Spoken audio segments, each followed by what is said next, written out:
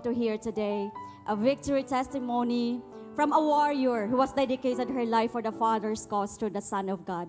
Let's glorify the Almighty Father as we give way to this testimony by Sister Claire Logan.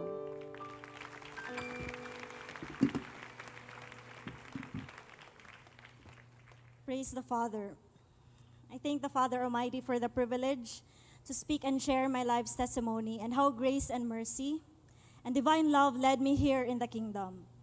I'm Claire, and I am a proud full-time miracle worker and a member of the Father's Army of Goodness. Praise the Father. You know, my brothers and sisters, my life is like a play. I have a stage, and I am the actor. Growing up, from young parents, I never received a quality parenting that a vulnerable child badly needed for her development. And so I never truly had a lot of childhood memories. I had matured way too advanced, and that created a feeling of being different than others. And I saw how great families live, and I compared these families to mine. Oh, they've got amazing dad, they've got stage mothers, and oh well, I've got an absentee father who was so busy at work, and a disciplinarian mother. Well, in that case, I thought to myself, I've got to work. Because as a child, we only seek the approval of our parents. And so I worked hard to be good enough. I was too focused with school and activities. From preschool to high school, I was a consistent academic and leadership awardee. Almost everyone in our community recognizes me, and they cheered for me. The spotlight was on me. All eyes were looking at me, and I was pressured to deliver and perform well, to please them for their own pleasure. I never failed them. I graduated with honors, and even had the privilege to present Davao del Sur region in the long board of directors of a well-known NGO, the youngest to sit there. I made these people proud and happy. I performed well. But behind these successes, behind those smiles, behind those medallions, trophies, and awards was me, the person nobody knew I was. I was so sad, I was lonely, because the thing is, the saddest thing in life is to be sad without a reason. I was obsessed with perfection, and I was depressed. I was never good enough. And that is a secret that for the first time in my life, I am voluntarily revealing. That was part of my backstage, the behind the scene. The things I never shared to anyone, not even to my closest friends. I found my greatest release and freedom only here in the Kingdom Nation. Praise the Father. And so, my brothers and sisters, I quit being an actor. I tried to search for my reality. And soon as I graduated high school, I planned to go to a faraway college to get out of the old life and leave all the hurts and pains and traumas behind and try to heal myself alone. So I applied for scholarships and received a lot of good options, but my biological father, who knew Pastor Apollo C. Kiboloy, insisted to sign me up at Jose Maria College. Praise the Father. And I did. And what I didn't know was that it was the start of the Father's orchestration in my life. I enrolled as an academic scholar, benefiting the discounted tuition fee, and of course, enjoying the monthly allowances that JMC provided. The JMC community was actually very intriguing. Schools must be a lot of stress, but I was culture shocked of how JMC works. We had encouraging community, approachable teachers, and a lot of campus clubs to join with. I admitted myself to almost all these clubs, but it was Keepers Club International that created a big impact on me. Praise the Father. I started attending their sessions, and I was joining music lessons, team building events, and I have found a group of friends that stood as an extended family. They shared the club's mission. And of course, as a curious newbie, I tend to be questioning all the time. And I was questioning a lot.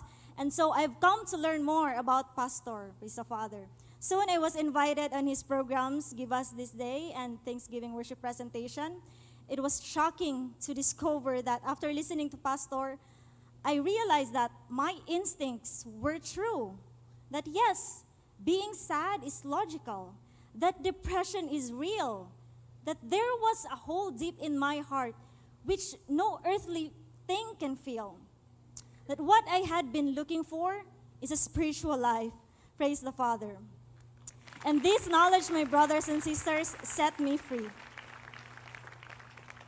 It was April 2011 that I took my water baptism, and I was it followed with me being so much active with the and I was so involved in the youth camps, and I also attended the first regional youth camp here in Davao, and I received privileges like joining the choir for the first time, attending events, and I also had the chance to share my testimony as a new convert young people. I actually actively attended youth gatherings, and since then, the growth was so smooth. It continues, but it was in my crisis that the Father lifted me up the most. Praise the Father. It was in my second year in college that I got too discouraged with a failing grade. I failed my scholarship, and my scholarship was nullified. I decided to stop. I decided to stop schooling, to take a rest, but then amazing things just happened. I was invited to be part of Generation K TV program of Keepers Club. I was invited to stay here in the headquarters in Davao City and be part of the multimedia ministry. And praise the Father, I thank the Father for that rescue. That time, in my lowest point, I have been rescued. Soon enough, I was too enlightened, praise the Father, until I grasped the depth of the appointed Son's message of repentance and salvation. I thought to myself, what am I still doing with this life? I needed to weigh things in the balance of eternity. After joining the 13th International Youth Convention, I signed up without no doubt to be part of the Father's spiritual army of goodness. Praise the Father. And then I decided to be part of the full-time ministry. I was extremely blessed through the years of being a full-time miracle worker. I was sent to school by our beloved pastor, and in 2015, I graduated the Bachelor of Arts in Mass Communication program. Praise the Father. I was also privileged to be assigned at the Evangelism Department, handling Keepers Club international events in Davao City. I'm also privileged to be part of the choir and some of our beloved pastors' TV programs like Give Us This Day and SMNI News. In the year 2017, I was given the privilege to pursue my master's degree in communication, and soon this next semester, I am about to claim my diploma. Praise the Father. Indeed, if you just focus on your ministries and bear much fruits of excellence and love, the Father will be with you. I won't be here today without Pastor. I owe everything to him, and I wanted so much to give him back my everything. So I had one time, I dreamt of just writing and presenting a book to him. And as an expression of utmost love, I have written a book and gave it to Pastor as a gift during his birthday. It was one of the memorable experiences for me. And for me, it is a testimony that indeed, nothing is impossible with faith and hard work. Praise the Father. Currently, my brothers and sisters, I am part of the Jose Maria College and the program head of the Bachelor of Arts in Communication. And I have witnessed how the Father, through the years, have blessed Jose Maria College, especially this school year, as we offer the gift of education scholarship as an expression of pastor's love to the youth who have dreams in life but who don't have the means and ways to achieve them.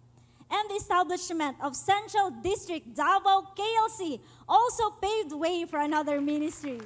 And that is for me, who is now assigned to be part of the radio program, beamed live through DXRD 711 Sunshine Radio, Keepers on Air. Praise the Father. My brothers and sisters, we have witnessed the impact of Keepers Club. We give free music lessons to the youth. We sponsor team building events to uplift them and encourage them to become better individuals. These young people in JMC alone, hundreds of them, were deeply influenced to leave their vices and start to recreate their lives. Keepers Club gives them hope because Keepers Club believes on them. We are privileged to channel the love of Pastor to these youths who are starving of love. Love na may forever, not eros, no. Most of the millennials today have been corrupted with romanticism, love stories that are painful and tragic. What they really need is love, divine love, which can only be felt here in the Kingdom Nation. Praise the Father.